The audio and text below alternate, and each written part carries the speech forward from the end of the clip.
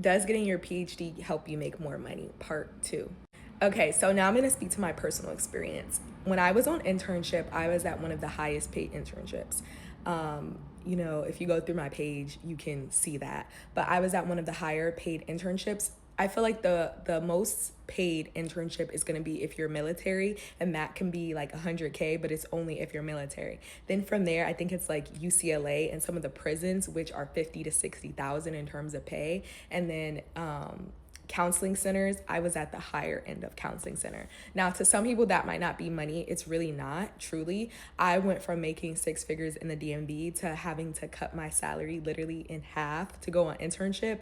But again, sometimes you have to think in the future. Now, in terms of postdoc, most postdocs are literally 50 to 60K. Even at the VA, it's like 55,000, 43,000, things like that. Now, I'm going to be at a hospital, and my hospital salary is more than that. And I'm not going to say what it is, but again, if you know the realm, I chose the higher end of postdoc. It's a formal postdoc, has experience, and again, because of the skills that I'll earn, it makes me very competitive for the future.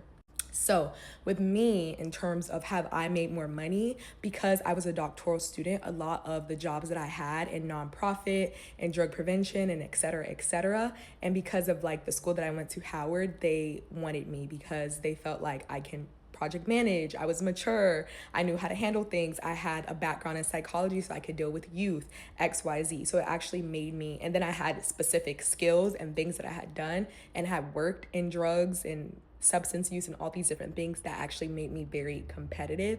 And then it allowed me for me to get raises because they saw my value.